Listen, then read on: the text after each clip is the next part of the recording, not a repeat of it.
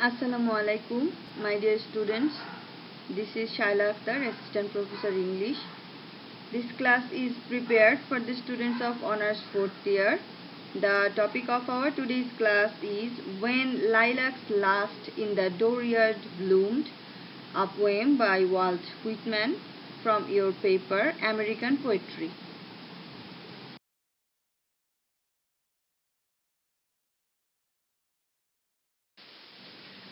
My dear students, let's start the poem with some introductory information. The poem is one of several that Whitman wrote on Abraham Lincoln's death. Although Whitman did not consider the poem to be among his best works, it is compared in both effect and quality to several acclaimed works of English literature, including elegies such as John Milton's Lycidas and Percy B.C. Shelley's Adonis, etc. This poem was first published in 1865 under the section titled as Drum Taps in Leaves of Grass, and When Lilacs Last in the Dooryard Bloomed is an elegy mourning the death of Abraham Lincoln. And according to the convention of writing elegies, the poet does not mention the dead man by name, and he begins with an expression of impassioned grief and moves on to a philosophical acceptance of death, and personal grief is universalized in this poem.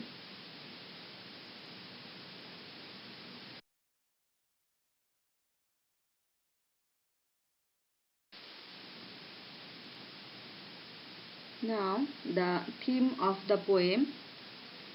One of the major themes in Whitman poetry is death.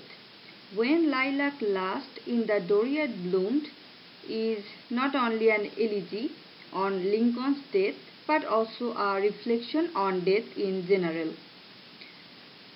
So, the structure is closely associated with the theme of the cycle of birth and death, and the theme is enforced through the symbols. So the cyclic structure of the elegy is obvious even to the lay reader, and the images of lilac, the star and bird occur all through the poem. The poet moves from star to lilac to bird and back to star again to repeat the cycle, and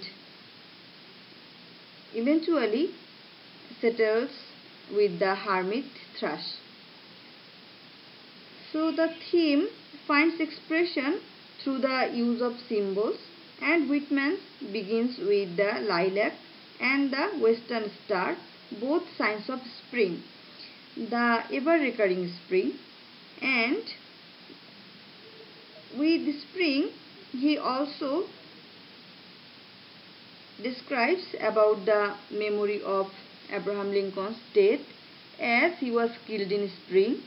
The association of this memory with the lilac and the star to form a trinity suggests the immortality of Lincoln.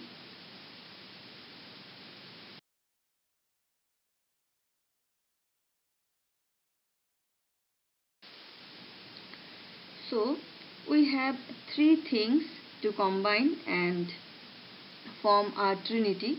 That means the memory of spring, lilac and the star. So the trinity suggests the immortality of Abraham Lincoln, and man's death must be seen as a part of eternal cycle of life and death. The lilac and the star are symbols of rebirth and resurrection. The lilac symbolizes love and sympathy. Green and heart-shaped leaves suggesting fertility, life, love and tenderness. By placing a sprig of lilac, blossoms and branches green on a coffin, life is brought close to death. life is bestowed on the dead.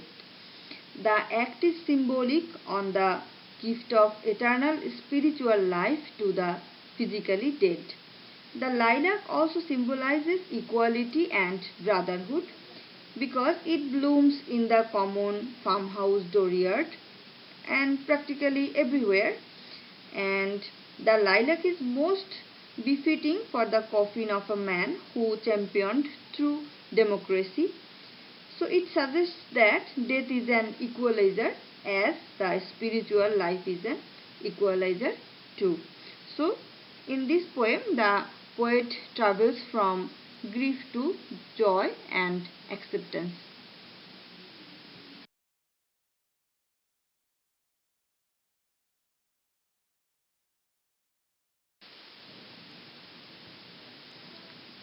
Okay, now the structure of the poem.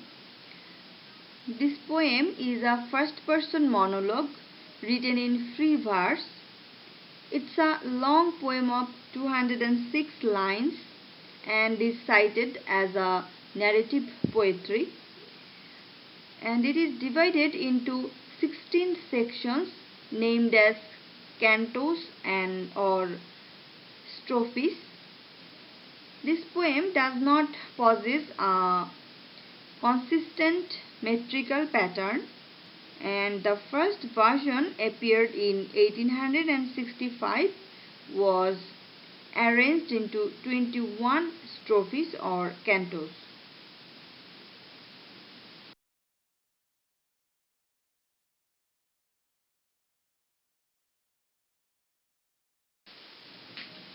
Now the development of thought in the poem with section wise brief.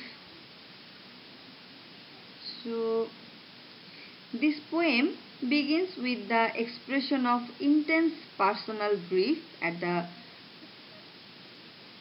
death of Abraham Lincoln, and section 1 states the theme and introduces the symbols of spring, lilacs and evening star. Spring brings the Trinity to the poet's mind, Trinity being the lilacs, the evening star low in the western sky, and the memory of Lincoln, and Lincoln as he was shot dead in spring. And section 2 is an expression of the poet's impassioned grief.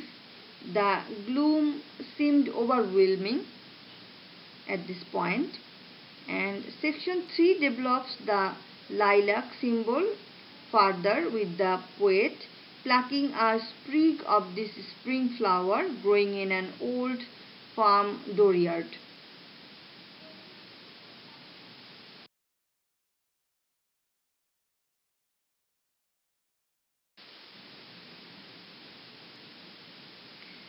Now section 4.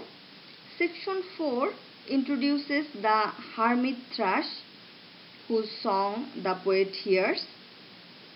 The hermit thrush is a shy hidden bird which seems to sing death's outlet song of life.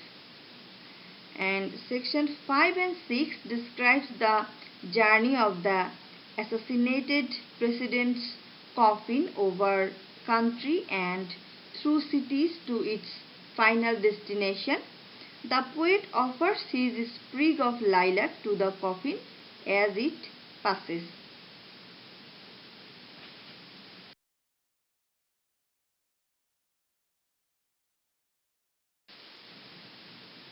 In section 7, the poet associates Lincoln's death in particular with death in general by saying that he would offer flowers not only on Lincoln's coffin but on all coffins.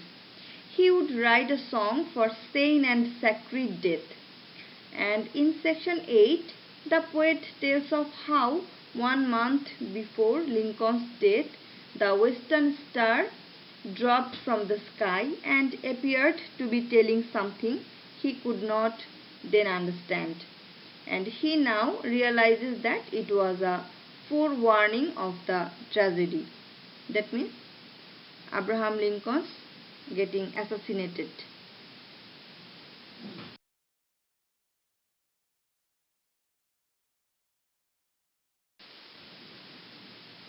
In section 9, the poet again hears the call of the hermit thrush, but he is unable as yet to respond fully to its song. And section 10, 11 and 12 express the poet's sense of insufficiency about how to react to the death of the beloved hero and what to sing, what perfume to sprinkle on his grave. He comes to the decision that the best perfume would be the sea winds blowing from east and west combined with the breath of his song. The pictures to adorn the grave should be of growing spring and farms at homes, of sunlight sweet herbage, rivers and hills, the city scenes and workshops, the workman returning home.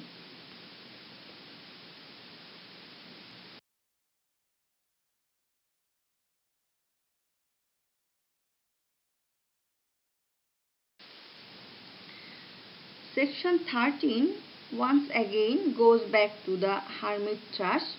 The poet calls upon the bird to go on singing from the swamp and prickly bushes, but still the poet is unable to respond fully to it because he is held back by the mastering odor of the lilac and the dropping western star, and both associated here with grief. And it is in section 14 that the poet realizes the universality of death and understands that a cloud, the long black trail, envelopes the nation and enveloping me with the rest. That is the saying of the poet. And he flees into the shadowy cedars and ghostly pines in order to listen to the bird. He can now respond to the song, expresses the knowledge of death. So here Whitman addresses death as a dark mother coming nearer mankind with soft steps, and none can know when she knocks at the door. And Whitman addresses her as a strong deliveress. Death on the face of it leaves behind a trail of sorrow, a tale of woe and never-ending misery. And on the other hand, he would welcome her with feasting, and one who has the realization that death is inevitable to everyone will only be reconciled to the idea of death. And the hermit thrush's song assumes new significance now, and that is death offers an outlet into new life. So the theme of renewal and resurrection is realized by the poet.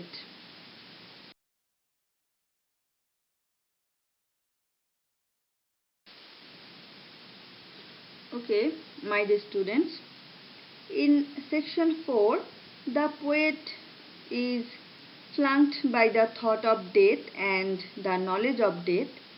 The thought of death signifies the grief over the death of personal friend or loved one, and the knowledge of death signifies the universality and goodness of death, because death is also the strong deliveress, and the poet is now sings joyously of death.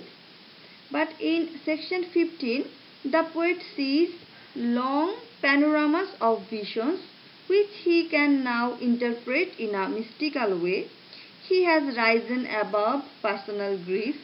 Thousands have suffered in the war, and he realizes that it is the surviving relatives and friends who are the real sufferers and not the killed ones. And in section 16, this section rounds off the elegy with a repetition of the symbols and images mentioned as the funeral procession has reached its destination and the poet has understood the significance of death. And lilac, star and bird are united in the poet's song as the poem ends on a note of serenity and acceptance. So, here ends our poem. So, my dear students, though it is a very long poem of 206 lines, so it will be better for you if you read with help of some book and try to understand the meaning and try to memorize some sentences from this poem. So this will be all for today, and we will be together very soon with another class. So till then, stay home, stay safe. Thank you.